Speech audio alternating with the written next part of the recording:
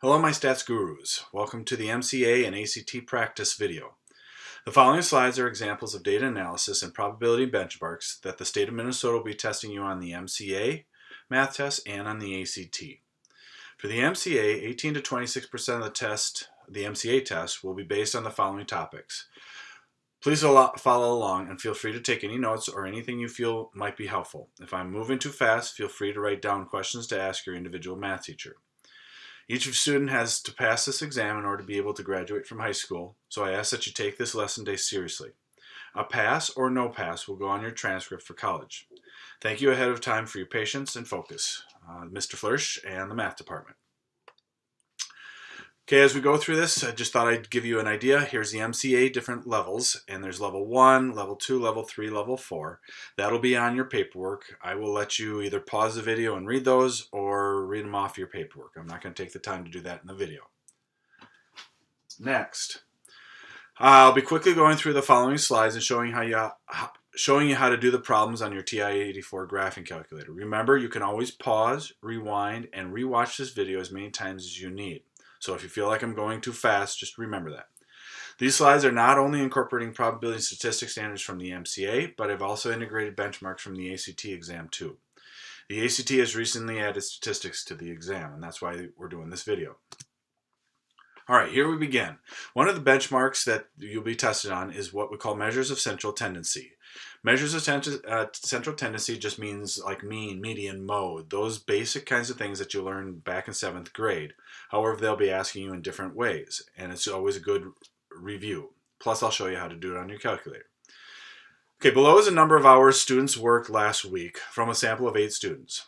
So take out your graphing calculator, and what you're going to do is bring up your calculator, go to Stat, Edit, and then in list 1, so go over to list 1, and when you go up, highlight L1, hit clear, not delete, but clear, and come down. Then when you come down, it clears out that list. Put in the numbers that are listed here: 14, 15, 0, 9, 36, 30, 21, and 15. You can verify that those are all in there. You should have 8 pieces of data. I'm on the 9th list, but I have 8 pieces of data. I've put those into my graphing calculator, and this is how you do it.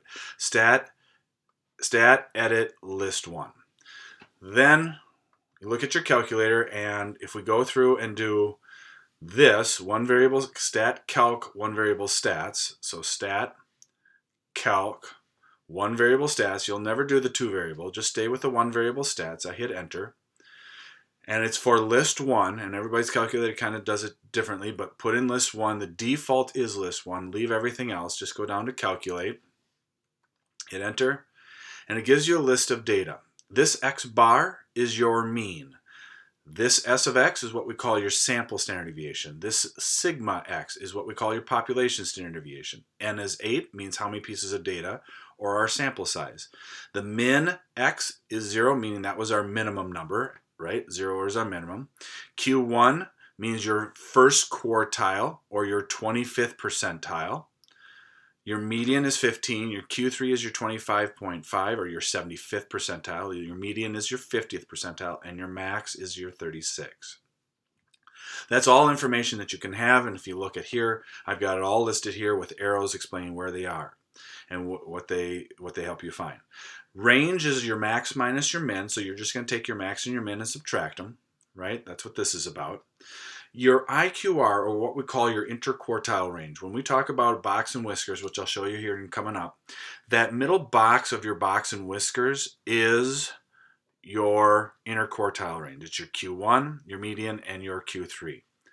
To find your interquartile range, you do Q3 minus Q1. Okay? Then, your mode is what occurs most often and has to occur more than once. There can be more than one mode, and there can be no modes, but it has to occur at least twice or more. So up here we look at 15 happened twice. Anything else happen more than that? Nope. So 15 would be our mode. Mode is what happens most often. Median is like the median or the middle number, middle of the road. Mean is the same thing as what we call your average. Let's move on to the next.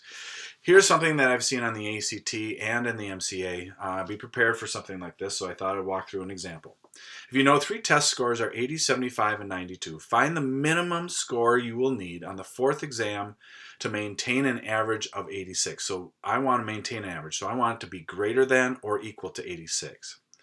Well, I'm taking the average, so I know the first 3 tests plus the 4th test divided by 4 has to be greater than or equal to 86, because that's how you find your average. But I didn't know the 4th test. I take these numbers, add them up, and gives me 247 plus x. I carry that x down, divided by 4 is greater than or equal to 86. I need to get rid of this divide by 4. So I'm going to multiply by 4, and whatever you do to one side, do to the other. That's where this 344 came from. So that got rid of that divide by 4. 247 plus x greater than or equal to 344. I need to bring this over to this side. So I'm going to subtract 247. And it leaves me with 97. So the minimum score I have to get is a 97. That is a type of question that you would see. This is another one. What about weighted averages? Well, we go through a student is enrolled in a biology course where the final grade is determined based on the following categories. Your tests are 40%, your final exam is 25%, your quizzes is 25%, and your homework makes up 10% of your grade. The student has earned the following scores in each category. Tests of 83 so far, final exam he got a 75, quizzes was a 90, homework was 100 points. We want to calculate the overall grade based on these categories and these weighted averages. Well, I know 40% of the 83 has to be part of their grade, so that's where this comes from. 25% of the final exam of their grade makes the final exam. That's where 75 times 0.25. Quizzes make up 25%, so it's 25% times the 90. That's where that came from. And then you have 10% of 100, so 10 times 100, and that's where this comes from. 100 times 0.1 is your 20 is your 10 actually. So now I'm going to take each of these numbers, add them up, and that's what you get here to get an 84.45 for a grade. That would be your grade then at that point for weighted average. Let's move on to the next slide. Now we're into the box and whiskers. Use the 5-number summary to create a box and whisker and or what we call a box plot. Okay, the box plot, the bottom is your minimum. This bottom or this graph makes up the middle part, right? We're going to just call that the box part of it. Well, the bottom part is your 25th percentile. The middle part is your median, or what we call your 50th percentile, and the top part is your 75th percentile. And then the max is your obvious highest. Sometimes you'll see a little point out here, it's called your outlier. That, if you see a little space like that and then a dot, that is your maximum. Okay, so how do we do something like that on our calculator? So let's go back to the calculator and the data that we had.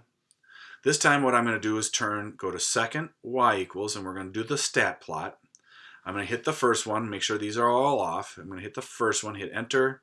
I'm going to highlight the on, so now it says on. I'm going to go down.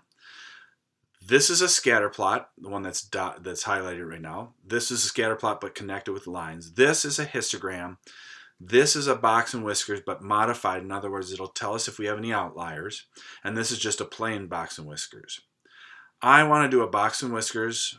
Let's just do a plain box and whiskers. So I hit enter, highlight it. I want to do it for list 1, which is what most of yours would say, but otherwise I do second number 1, and you can see that it's list 1 there. Changed it to list 1.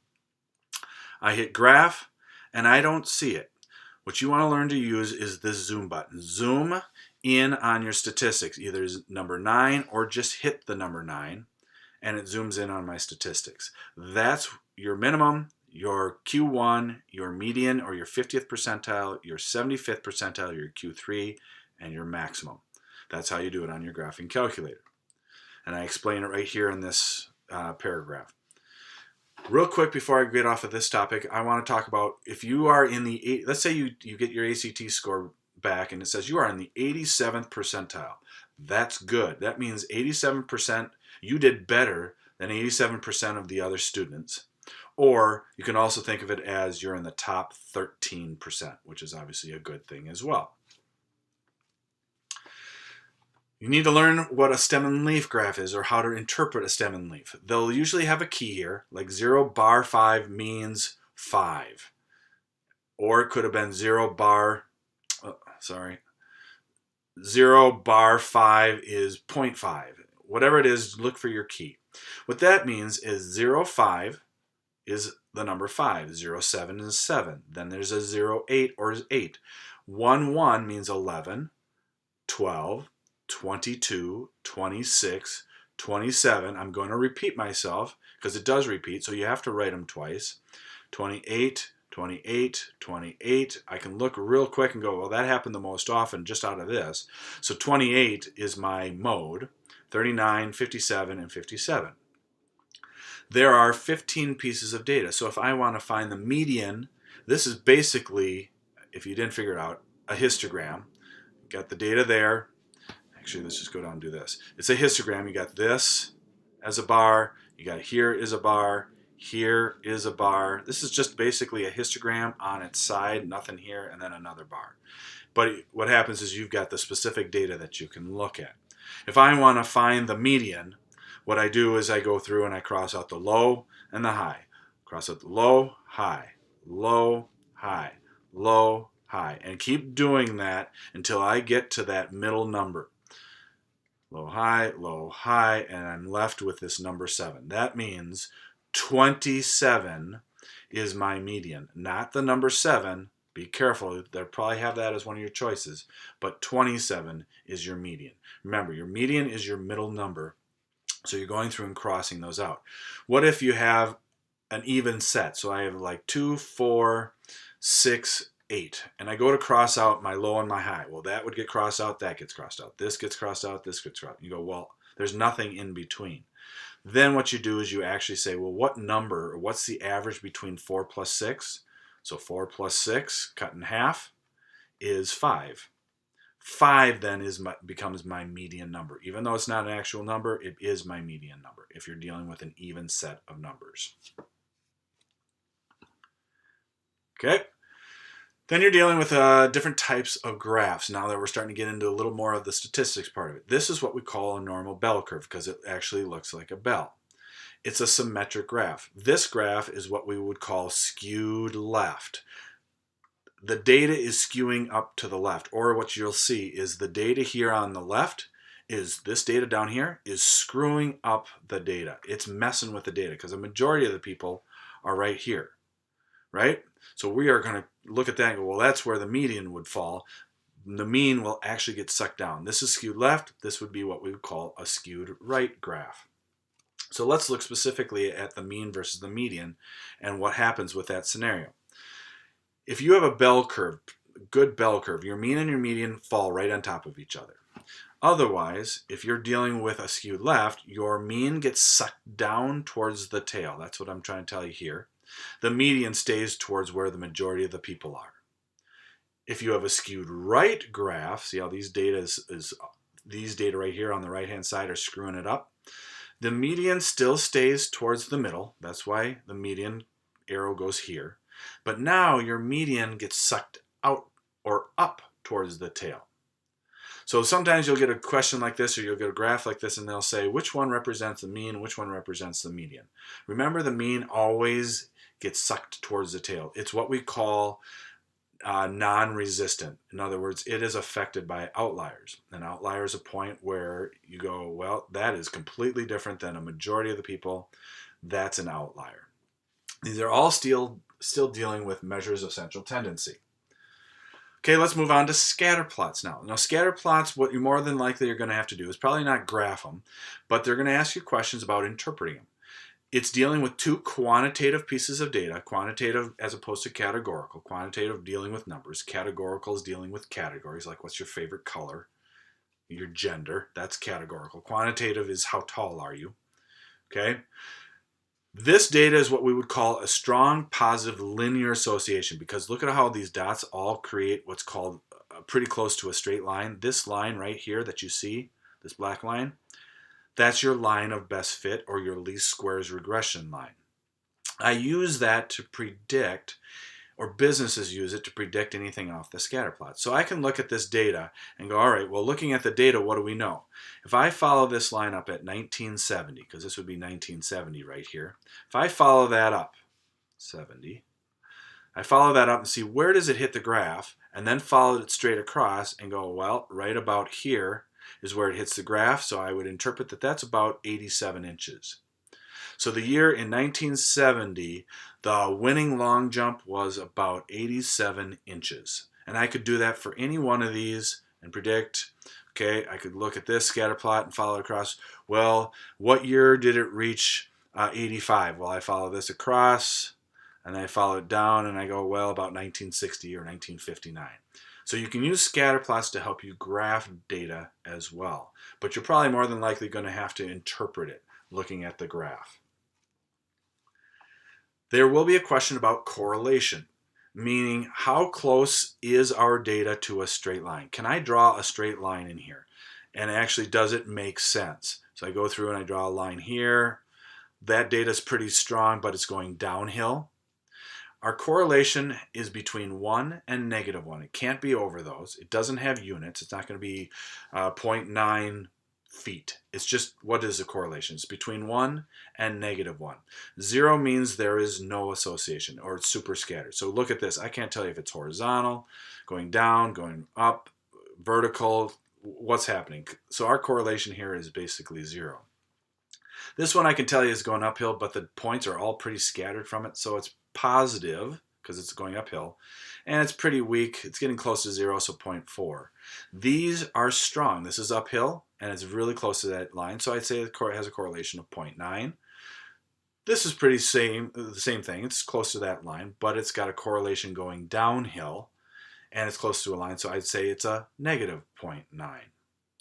Correlation does not mean causation, and that's important to know. Correlation, if there's a correlation, means one can associate to the other, doesn't mean one absolutely affects the other. That would be causation. Let's look at scatter plots and how we can work with them on our calculator. Let's take out our calculator again, and this time go to Stat, Edit. In List 1, let's go ahead, clear out our data. So go up, highlight L1, clear, come down. And let's put in the numbers 2, 4, 6, 8, 10. 2, 4, 6, 8, and 10 in the first list. Then go over and up, and if you have stuff in your list too, clear it out, come down, and it'll clear it out for you. And put in the numbers 3, 6, 7, 11, and 10. And if I want to do a graph, and I explain how to do this with second, TI hits second, Y equals, make sure all plots are off, but number 1. I explain how to do it here, and I'll show you how to do it on a calculator. So second, Y equals, hit the first one. This time I want a scatter plot. I'm going to make sure it says on. I want a scatter plot, so I'll hit enter. Notice all of a sudden the list changes to 2 pieces of data. So I want it to be L1 versus L2, because that's where I put the Y values. By default, yours probably already says that. I go to hit graph, and I don't see anything, so I'm going to do zoom 9, and it'll zoom in on my statistics. There we go. There are my points. Looks like it's a pretty strong positive correlation between those points. But what if I want the line of regression? If I want the line of regression, well, let me back up. Let's say you get to this and you go, mine's not working. One thing you need to do is go to Y equals and make sure these are all cleared out. Even go all the way down to Y10. Make sure these are all clear out, because sometimes if you have something in here, it messes up with everything else. So go and clear out all equations from this. Okay, I go back to my graph and I go, well, now I want to find the line of regression. Here's the highlight, number 6. It tells you how to find the line of regression. Stat, calc, lin, reg. So I'm going to hit stat, calc, number 4, or lin, reg, L1 versus L2. Yep. Otherwise, default, it'll just say lin, reg if you have a TI-83. Just hit enter. Calculate, and it gives me my equation. My slope, the A value goes in for x, so 0.95x plus my y-intercept is 1.7. Now, Some people will have the correlation and R squared value here. I don't have it there, neither do you, so let's everybody do this on your calculator. Go second, 0, and what you do is you scroll all the way down till you get to diagnostic on, or you can also hit second D. Where's the letter D here? D, so I can do second D and do it twice, and it takes me down into the D's, and I go to diagnostic on, and by doing that, we will have turned on your R value. Oop, scroll up, diagnostic on, I hit enter twice, and now it just says done. Now when I go back to stat, calc, linreg, you'll see for L1, L2, and I hit calculate, now you'll see the R value will pop up. Now I've got an R. So that was a strong positive correlation. It's 0.94 if you round it. Okay, now let's move on to misleading data. This is a benchmark where they are just testing, do you understand how to look at graphs? If you look at these two graphs as I have them set up right now, you look at them and you go, well, I see that there's a big gap here. I mean, look at this, drops down into here. This graph right here is the exact same as this one, but it looks significantly different. And the reason is, look at my scale. This one started at 53. This one actually starts at 0. So if I was going to mess with the data and make it look bigger than it actually is, I would zoom in, and this makes it look drastically different. However, it actually isn't that different if you look at the original graph. Again, these are two of the exact same pieces of data, but this starts at 0, this one starts at 53 because it's zoomed in.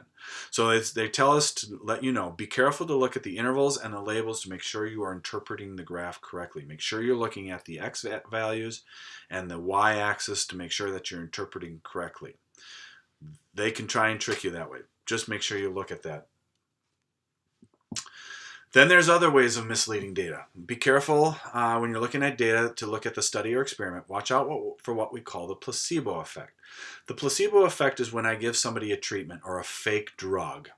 And that fake drug, then the people think, oh, I'm getting the medicine, so I am feeling better, when actually you were just given a sugar pill and it wasn't affecting you at all. But that's what we call the placebo effect. When we do an experiment, there can be different ways we can bias the experiment, or we can lead people to do answers or to get answers that we are actually looking for. For example, I have two questions here. Do you drink energy drinks? Pretty straightforward, yes or no. Versus, it has been shown that energy drinks can wreak havoc on a person's pancreas and might lead to diabetes. Do you drink energy drinks? This is a type of wording bias because I've obviously thrown this whole bit of information in here. I mean, look at all this. This just wreaks havoc on your person's pancreas and might lead to diabetes. People might read that and go, no, I don't drink energy drinks. So it messes with the data because of the fact that I've led the person. I've worded the question to lead them towards one direction. So be careful. There's a difference between an experiment and an observational study, and this is something that you need to understand. An experiment was when a treatment is imposed or given. For example, you take the ACT exam, then you go through a training course for a week, and then you retake the ACT exam. Did your score increase? That was an experiment. The treatment in this case was not a drug or a pill, but it was a training course. An observational study, though, is different than an experiment because no treatment is imposed. That's key, that there's no treatment. Rather, you look at past data. For example, who has more heart attacks, men or women? Well, I'd go to the hospital and say, hey, can I gather some data on heart attack victims and their gender and analyze it? I'm going to look at past data as to who's had heart attacks, and that becomes observational study. But one of the things that you got to remember is when you do an experiment, probably the most important thing is that when I go out to ask people or to get data or to have people do an experiment, it has to be a sample that is randomly chosen. That is key, the randomness. It has to be a random selection so that we're also avoiding any types of bias. If it's not a random, then there are other ways of setting up the experiments that we have to be careful with. Simple random sample is when everybody's got an equal chance of being selected. There's stratified random selection, meaning I'm going to break you into groups. So I might break you into freshman, sophomore, junior, senior. Stratas or groups. A census, where I'm going to ask everybody. Every 10 years, the United States takes a census, and they try to find out how many people are in the United States, and they ask everybody. A matched pairs is literally that. I'm going to match up pairs. So pair up subjects with similar heights, for example, and then perform the experiment, or do a pre and a post test. If you're going to do like we did with the ACT, and I'm going to compare your pre-test with your post-test. Otherwise, a matched pair is I'm going to match up people. 2 males, both about 150 pounds. One gets the drug, one gets the placebo. There's different types of bias that we have to be careful of, and they said our students need to understand what bias means. Bias means when we are leading people and you get the wrong answer. For example, a voluntary bias. People who respond to a phone-in question may have a strong opinion, so they're going to be biased towards the answer, so they're going to actually pick up the phone and call, whereas people that don't really care aren't going to call. So voluntary bias, meaning those people that have a strong opinion are going to call in, so it's going to be biased data. Response bias, meaning respondents may lie. For example, if I asked you, do you smoke, as teenagers, we might get a lot of people that say, no, I don't smoke. They can very easily lie. Undercoverage, when you leave out some group. For example, I'm doing a census and I go around asking people and I forget the homeless people. That would be undercoverage. I forgot to ask those people. And then wording bias is like the one I just talked about where it wreaks havoc on your pancreas. Do you drink energy drinks? Well, I've led you to say no because that's the data I want you to find. All right, now we get into probability. For probability, fundamental counting principle. Multiply the different number of choices. If you read something like this, how many different lunch combinations do you have if you have 5 entrees, 3 desserts, 7 drinks, and 3 fruit options? Well, what you want to do is take those numbers and just multiply them. 5 times 3 times 7 times 3 for a total of 315 different lunch combinations that I could actually come up with. So if you see a list like this and they're saying how many different combinations, all you do is what we call the fundamental counting principle. You just simply multiply those numbers. What about a radio station like KSTB or KDWB or WCCO or KQRS? What you may not know is there are 4 letters, and each one of those letters, you have 26 options, except for the very first letter. For the state of Minnesota, and it depends on which side of the river you're on, but for us, it's either a K or a W. That's why we only have 2 options here for the very first one. But then after that, I have 4 letters. I can choose 26 letters, 26 letters, and 26 letters. So what I do is do 2 times 26 times 26 times 26 for a total of 35,152 different combination of letters that I can use for a radio station call sign if I wanted to. When you read something like this, a lot of times you'll see this is exactly what I do. Is I go, all right, there's 4 letters. I literally draw 4 lines, and then I think through. For the first one, I have 2 letters. For the next one, I have 26 options. Then I have 26 options. Then I have 26 options. It's an and statement, so I'm going to end up multiplying them. Sometimes drawing those lines actually help you think through it. There's a difference between combination and permutation. A combination is when order doesn't matter, and permutation is when order does matter. For example, I want to pick 15 juniors out of the class of 500 to work on the 9th grade retreat. It doesn't matter what order I pick them in, they're all just going to come up and help me. So it's what we call a combination. To do that, I'm going to do 500 combination or NCR or choose 15. 500 choose 15. To do that on my calculator, I go to math, and I tell you right here, math prob number 3. So I just go hit the math key. Actually, I got to back up here and put the 500 down. So I'm going to clear all this out. 500, math, prob. I go over to the probability. Number 3, NCR, and there's your NPR. So I hit number 3. So 500, choose 15. And it gives me my answer. Now, what you need to be careful of is you'll get something that looks like this. It's not 1.9 if you round it. You see this little e here? Be careful. That means times 10 to the 28th power. Be careful of that. So that's a lot of different combinations you can have. Permutation is when order does matter. For example, I want to pick 2 kids out of 9 for student council, president versus vice president. President is somebody that's going to order.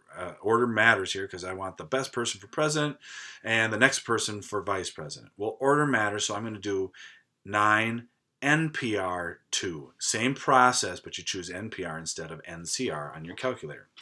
Now, how can you remember the difference? It's kind of ironic. When you go to your locker, you open up what we call a combination lock. However, that should actually be called a permutation lock because order matters, or you're not getting into your locker. Combination, order doesn't matter. Permutation, order does matter. Then you get into probability of an and versus an or statement. And you'll see it sometimes it has an upside down U, or what we call an intersection, or is a regular U, or like the union, and I'll talk a little bit more about that coming up here. But if we are dealing with a tree diagram, I can ask a question like this. If I flip 2 coins, what is the probability of getting 2 tails? In other words, tails and tails. Well, heads, here's the first flip, here's the second flip. I can do tails and tails. Well, I got tails and tails, so I'm going to multiply those 2, and that's where this 0.25 comes from. Or the other one I can do is if I flip 2 coins, what's the probability of getting 2 heads or 2 tails? Oh, now I have a couple different options. 2 heads, so 0.5 times 0.5, or 2 tails, 0.5 times 0.5, and multiply those. Or means plus. So what I'm going to do is 0.5 times 0.5 plus 0.5 times 0.5. And that's how I end up getting my 1/2. So use a tree diagram to help you. Sometimes they'll give you the tree diagram. Sometimes people actually draw it out to help them think through the problem. Okay, let's talk about some general probability questions. What's the probability of rolling a 1 or a 2 on a die? Notice the or means plus. Well, the probability of rolling a 1, 1/6. Plus, because it was an or, probability of rolling a 2 on a die is 1/6, right? You got 1, 2, 3, 4, 5, 6 on a dice. There's only one of each number. I add those, and when you add fractions, you just add across the top. You get your 2. Leave the denominator to 6, which you can reduce down to 1/3 because both get divided by 2. What if I change it and I ask for and? What is the probability of rolling 2 dice, a red one and a green one, and you're getting a red 2 and a green 4? Red 2 and, so an intersection, a green 4. Probability of a red 2, 1 out of 6. Probability of a green 4, still 1 out of 6 on that dice. But because it's an and I'm rolling 2 dice, the probability I get both, I multiply now, and that's where 1 times 1 is 1, 6 times 6 is 36. So there's a 1 in 36 chance of me rolling a red 2 and a green 4. How about a deck of cards? Let's review what a deck of cards looks like. 52 cards, 4 suits, 13 of each suit, right? If I pick a card out of a deck of cards, what's the probability of getting a king or a heart?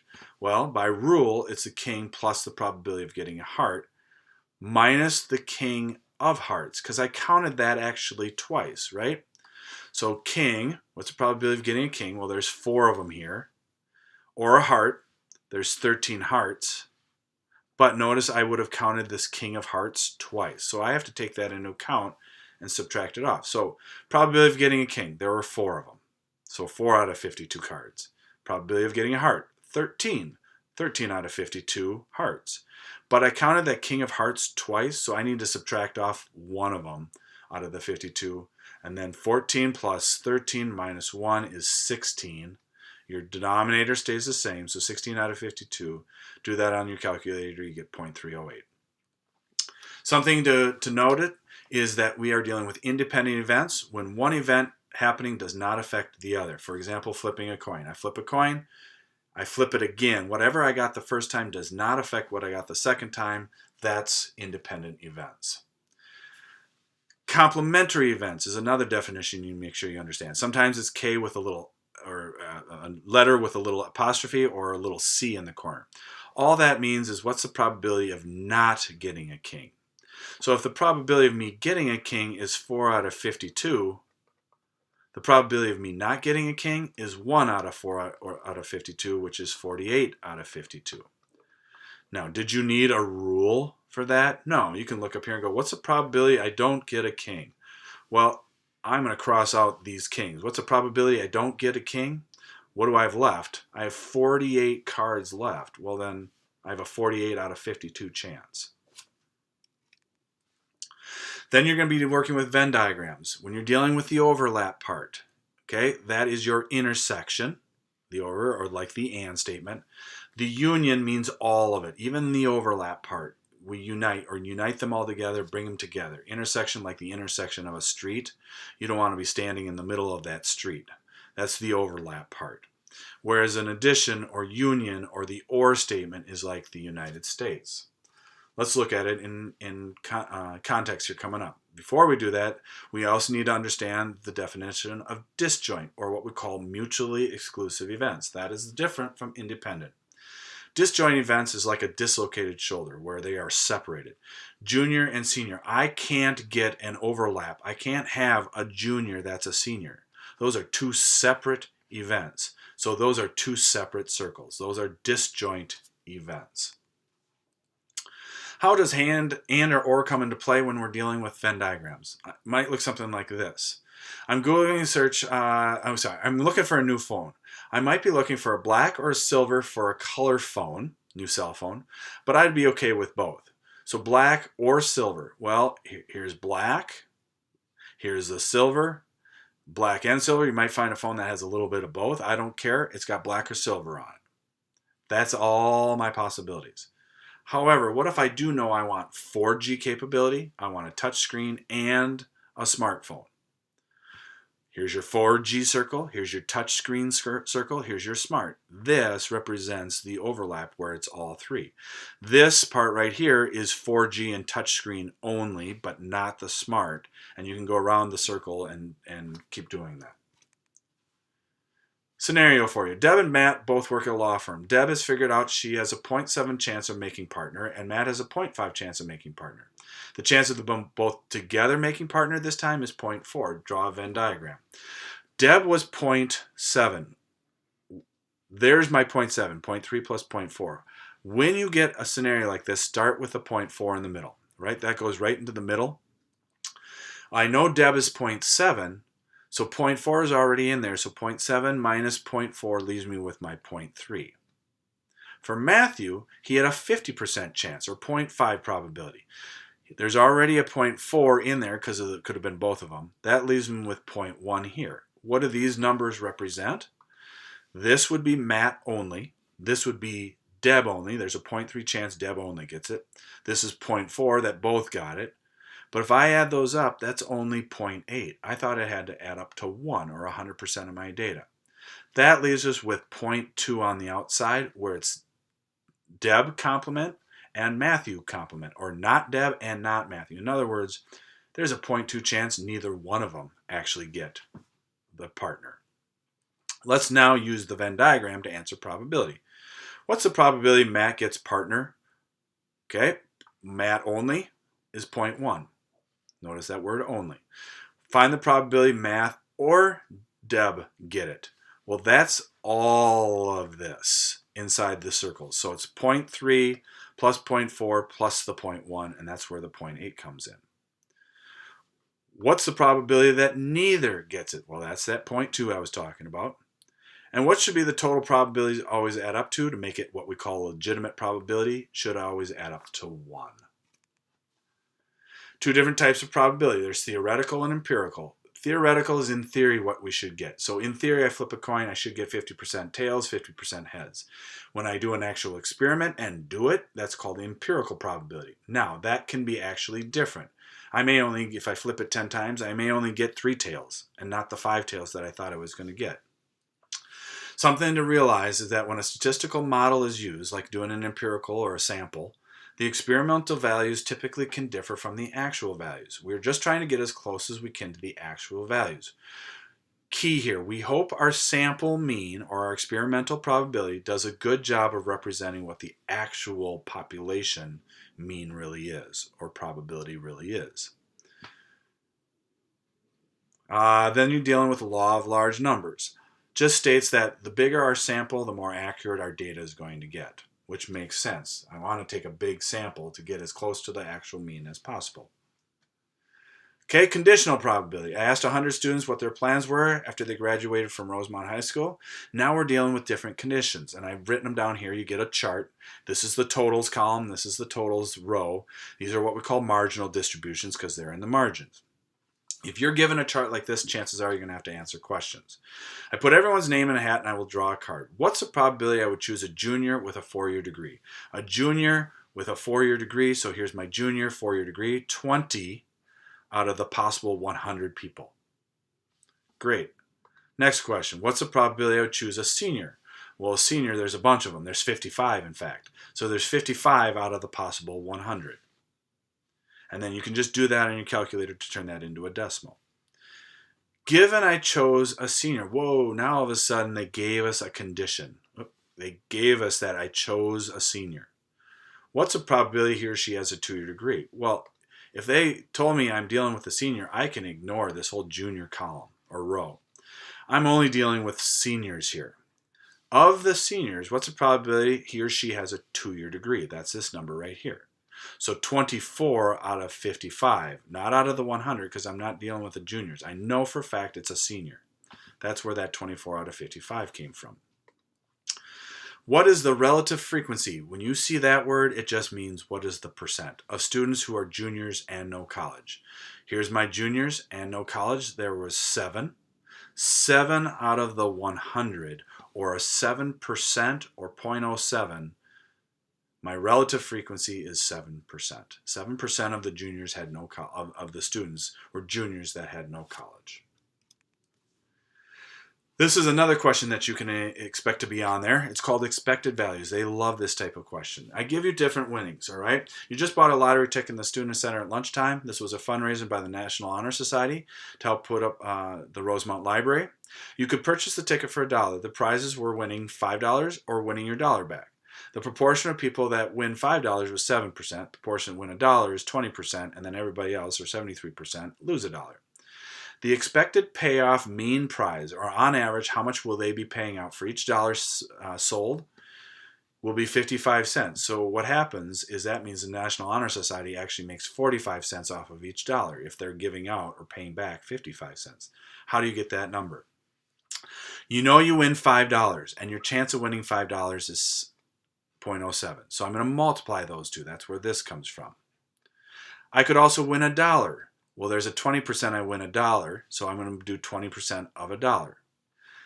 There's a 73% chance that I lose my money or I win nothing, so 73 times 0. Now what you do is you multiply those two and you get 0.35 plus 0.2 times 1, 20 cents, plus, this will obviously cancel, undo that there, sorry. Get rid of that. Okay, sorry about that. Cross this out and it gives me 0. So what's the expected payoff? 35 cents plus 20 cents. 35 cents plus the 20 cents plus a 0, or 55 cents. Again, if you get a scenario like this and they say, what's the expected or average payoff? Take the first row times its probability plus the next row times its probability plus the next row times its probability. And then you add them all up to get your final expected payoff. So how much will they make? $1 ticket minus 50 cents, 55 cents payoff is your 45 cents. You're going to see something called the bell curve. And what this is, and I'm explaining this real quick, some of you will get this, some of you don't. In your bell curve, we get something, this is on the higher side of statistics, the higher level. But if I go 1 standard deviation means on average, how much do people spread out from that? If I go 1 standard deviation either side of the mean, that's where 68% of the data will fall. If I go 2 standard deviation, then it's 95%. If it's 3 standard deviations, it's 99.7. In this scenario, IQ scores have an average of 100, that's what this is, with a standard deviation of 15. So I'm going to add 15 either side and subtract 15 either side. That's where, so in here, that represents 68% of my data, or 68% of the test scores will fall between 85, 100 minus the 15, and 115, 100 plus the 15. 68% will fall between those two. If I go out another standard deviation and add another 15 from that, and another 15, that puts me down to 70 and 130. That means in between here, 95% of my data, or 95% of those people taking the Wechsler IQ score, will fall between 70 and 130. Just another picture so you can zoom in on it if you want to. I've seen this question on there and I thought I should go over it. It's something called the confidence interval. We are 95% confident the interval 22 plus or minus 3 grams covers the true mean weight of green apple lollipops. Would you be surprised if we weighed a lollipop and found it to be 27 grams? Well, what they've done is they said, well, it's 22 plus 3 and 22 minus 3 to give us our upper bound, so 25, and our lower bound of 19. So a majority, or 95% of lollipops, would fall between 25 and 19 grams. 27 is outside that range. Therefore, yeah, I'd be pretty surprised if I got one that weighed 27. That's really heavy compared to what they were trying. The company tries to have them weigh about 22, but they also realize that you got to have some margin of error. And that margin of error was 3 grams due to how much caramel is on the lollipop.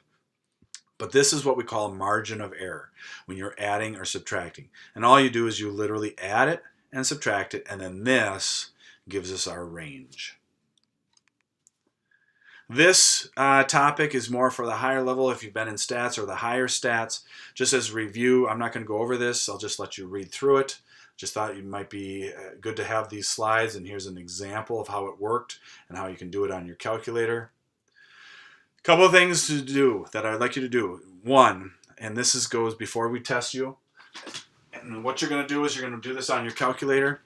Put it into degree mode. So first thing you're going to do is go to your calculator, go to mode, and everybody, please make sure your calculator is in degree mode. Go down, make sure this is highlighted. Go down to it and hit enter and make sure that it's highlighted. Make sure it's in degree mode. Go to second y equals, hit number 4. So let's go second y equals. And let's just hit number 4. It turns all your plots off because sometimes you have more than one plot, and then hit enter. And it just says done. Now if I go back, you'll see that they're all off. Just something to look at. Go to y equals and clear out your equations like I talked about. So go to y equals here and clear out all your different equations. Go to zoom and hit number 6 or turn it into standard form. That just changes all your windows so that you've got a regular 10 by 10 grid here. That's a good idea. I would suggest you do that. I would go to Stat, Edit, and clear out your List 1, List 2, List 3. Again, hit L2, clear that out, come back down. If you don't have L1, L2, L3, talk to your teachers or come see me, Mr. Flourish, in room N37, and I will clear this out or get this set up for you. All you really have to do is go to Stat, Setup Editor number 5, and then do L1, comma, L2, and the comma's right here. Above the 7, comma L3, comma L4, L5, L6, hit enter, and they'll all be back there ready for you. And then to turn on the R value, the correlation value, go to diagnostic on. I show you how to do that here. I showed you how to do that when we were doing the line of regression. Okay, if you want to walk through MCA math practice exams and videos, I've done some example ones, and here's the website. You can always go to this. That'll take you to some videos and some practice problems. A couple of things that are new is for the MCA, there are different ways of asking you questions. Technology enhanced, and I'm going to go through, there's type in, there's drag and drop, there's actually graphing, there's hotspots. I'm just going to show you a few of those. This would be just a regular dot plot. You dot what do you think the answer is. Next one is what kind of model would this be? Oh, it's linear. Well, then what you'll do is you'll grab your cursor and you'll drag and drop that one here. Oh, this one's quadratic, drag and drop here. This one's exponential, you drag and drop here. Or whatever the equations are, but you grab and you drag and drop them. Then you're going to get a question like this, where it's an open-ended. You go through, find your probability, you type it in. Then you get a question like this. Select the probabilities you want to choose based on the table. Which probabilities are greater than 50%? Go, well, it's this one. So you would highlight this one, and then you would highlight this one. And you would have multiple ones that you would highlight. You'll see an example later.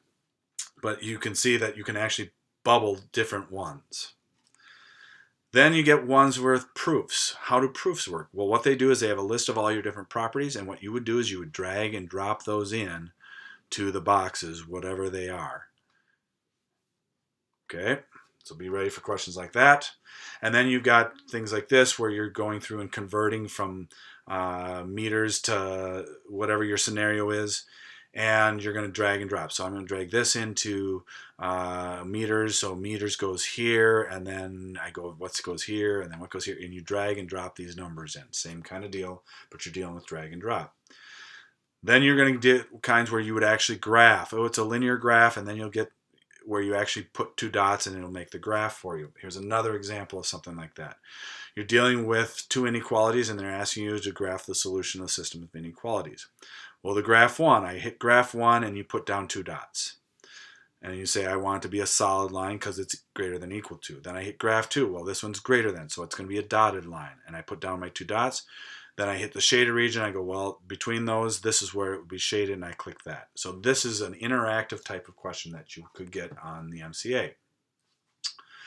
A couple of things here. Thank you for your patience. I appreciate you listening to this. Key thing to remember, when you have multiple choice questions, the answer is one of your choices. This is such a huge thing that I think a lot of people forget about.